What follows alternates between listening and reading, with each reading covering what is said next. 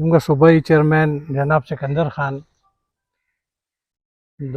په سټیج باندې ناست همایون خان، جاوید خان، داسې نور مشران او مخامخ ناست ګڼ ملګري د تنګي یونین کونسل ګڼ ملګري، السلام علیکم. دا زموږ ته د خوشحالۍ خبره هم ده چې یاره همایون خان خفه و او واپس راغی همدې پارټۍ ته خپل هغه هلې ځلې شروع کړې. دا ډېره د خوشحالۍ خبره ده. باقي پاتې شو د الیکشن هغه دې ته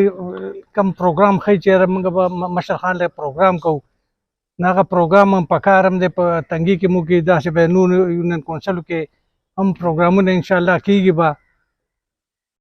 او د هغې د ترقۍ متعلق چې څه کوم چا نه پټه نه ده، ترقي چې کوم په دې ملک کې په دې صوبه کې په دې تحصیل کې کومه ترقي شوې ده، کومه کړې ده، هغې سړکونو مد کې کړی، په سکولونو کې، په کالجونو کې، په ګریډ سټیشنو کې، په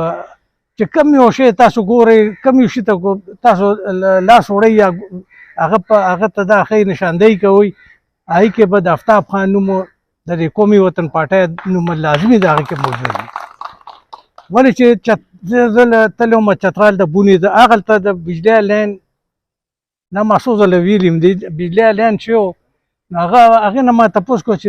دا لین دا چا کړی دی؟ نو هغه زموږ د مشر خان نوم یې اخیستی چې دا آفتاب خان نوم له کړی دی. نو چې هغې دومره هغه ځکې کولی شي، نو دې خپل وطن له خپل ګاونډ له خپل تحصیل د هغې دا شی نه شي کولی. نو خبره دا ده وروڼو ټولو ته ښه پته ده چې هغې نوکریانې کړي دي، هغې دا کوم هسپتال جوړ کړی دی، ټیکنیکل کالج یې جوړ کړی دی، روډونه یې جوړ کړي دي، ګیس کار یې کړی دی، نور دا شانې پلونه کړي. سکندر خان دې دلته چې منسټر و 4 ارب پلس 4 ارب روپۍ سکندر خان لګولي په ضلع چارسده کې.